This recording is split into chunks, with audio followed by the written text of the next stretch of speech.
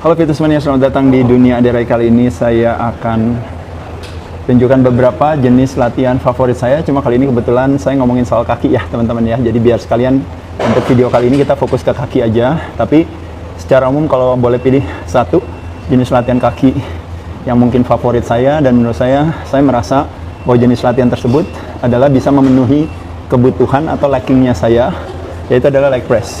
Ini teman-teman lihat di sini. Ini leg press-nya, kalau teman-teman dia ada nuansa pendulum sedikit di sini ya. Ini kebetulan alatnya hammer strength.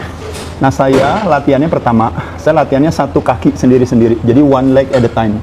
Alasannya supaya saya tidak menggunakan momentum atau menggunakan leverage atau menggunakan posisi badan untuk mengangkat beban tersebut seolah-olah saya menjalankan tugas harus menyelesaikan dari 1 sampai 10 atau harus berapa. Tapi saya mau berfokus kenapa cuma satu kaki, fokus sendiri karena saya mau biar saya bisa merasakan beban yang optimal di otot yang saya targetkan, which is adalah otot paha. Lebih fokus lagi paha bagian luarnya. Teman-teman kita lihat di sini. Pertama, teman-teman lihat ya posisi duduk saya. Jadi boleh dekat ke sini. Ini posisinya dekat sekali ya teman-teman ya. Ini bisa nggak kalau seandainya ini saya mundurin ke belakang? Bisa. Tapi kalau saya mundurin ke belakang, berarti saya ngangkatnya akan jadi lebih mudah. Range of motion-nya jadi lebih jauh. Jadi lebih gampang bagi saya. Tapi dengan posisi saya, range of motion-nya jadi lebih pendek maksudnya. Tapi secara bangkunya saya majuin ke depan, otomatis jaraknya sudah dekat sama saya, jadi range of motion-nya saya dorongnya jadi lebih jauh. Nah, jadi itu alasan kenapa saya mau agak ke depan. Kedua, teman-teman lihat posisi dari semua tatakan kaki di sini. Saya kenapa nggak milih di sini? Kenapa nggak milih di sini? Kenapa saya milihnya di sini?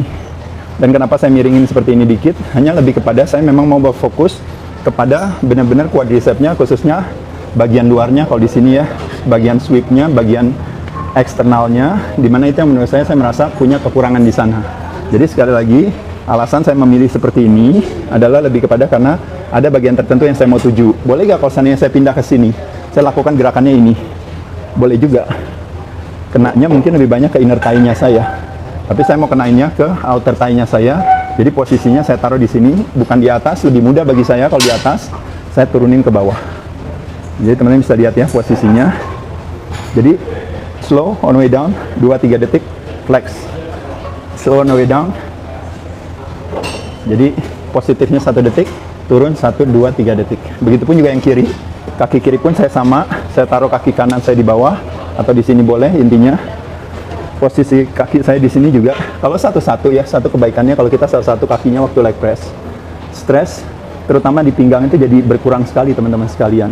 Kalau kita dua-duanya gabung, langsung dorong, otomatis stresnya dia masuk ke pinggang kita. Tapi kalau kita satu-satu, stresnya tidak terjadi di pinggang kita, teman-teman sekalian ya. Karena satu kaki yang lainnya turun ke bawah, ya. Jadi sekali lagi ini pun sama, saya tidak di sini, saya di sini posisinya. Ya, satu hal tipsnya lagi, sekali lagi teman-teman saya mau kasih tahu. Ini slow on the way down, abisin. Slow on the way down, abisin. Nah, di sini kalau kita berbicara yang namanya asosiasi, karena kebetulan yang namanya femur saya, ini tulang kaki saya atas, ini kan panjang nih teman-teman. Nah, jadi waktu saya maju ke sini, saya membayangkan kaki saya seperti jinjit. Teman-teman lihat di sini. Jadi waktu maju ke depan, saya membayangkan kaki saya agak jinjit dikit. Nah, pada saat dorong, baru saya mendorong memakai telapak kaki di depan. Saya nggak memakai telapak kaki di belakang. Kalau saya pakai telapak kaki di belakang, saya lebih banyak kerjanya mungkin ke glutes-nya.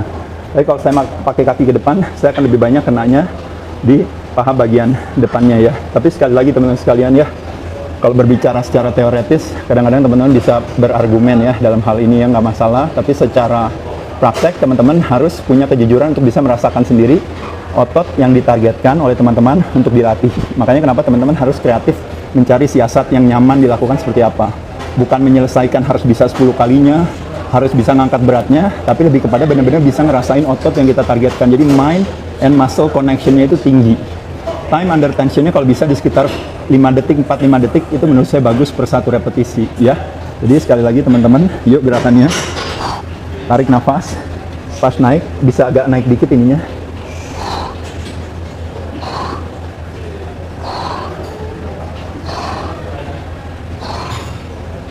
Menaikkan kaki ini itu sebenarnya lebih kepada kayak memberikan kesempatan kepada saya jadi punya range of motion-nya lebih tinggi lagi. Tapi apakah saya harus melakukan itu? Jawabannya tentu tidak. Yang saya lakukan, kalau seandainya kaki saya naik sekali, itu pada saat saya melakukan yang namanya squat pendulum, yang akan kita lakukan abis ini ya. Jadi sekali lagi teman-teman sekalian, ini salah satu alat favorit saya di Rai Fitness Bandung. Saya lakukan latihan kaki ini biasanya 3-5 set, 1 kanan, 3-5 set kiri. Yaitu saya lakukan bisa kadang-kadang di awal latihan saya sebagai sebuah pemanasan, atau kebalikan di akhir latihan saya sebagai penutupan. Jadi saya hampir cenderung setiap hari pasti latihan kaki terus sih kalau teman-teman tahu. Karena apa? Karena menurut saya udah semakin tua ya usia. Kadang-kadang tipe 2 atau tipe 2A atau bahkan 2B adalah tipe serat otot yang paling cepat hilang kalau kita menua, kalau teman-teman tahu. Bahkan kalau 40 tahun ke atas terjadi penurunan 1% massa otot, itu setara dengan strength and power-nya hilang 3-5%, speed and explosive-nya hilang sampai 8% sampai 10%, fungsinya 1-3% per 1% per tahun. Menurut saya sayang sekali. Oleh sebab itu makanya kenapa saya mau nggak mau harus rajin latihan kaki, bukan untuk ditunjukkan atau pertanian atau apa, tapi lebih kepada memang kebermanfaatannya. Dan di sisi lain, teman-teman sekali lagi, otot paling banyak di kaki kita. Manfaat daripada latihan beban itu sifatnya sistemik. Jadi artinya kalau saya rajin latihan kaki banyak setiap hari, memungkinkan saya jadi punya jatah untuk menikmati karbohidrat itu jadi lebih banyak lagi, karena saya punya sensitivitas terhadap insulin yang tinggi. Saya bakar gula yang lebih banyak karena bisa latihan kaki suka capek. Dan terakhir karena kakinya juga banyak juga, jadi after atau post workoutnya itu impact-nya begitu besar kalau kita berbicara yang namanya fat oksidasi.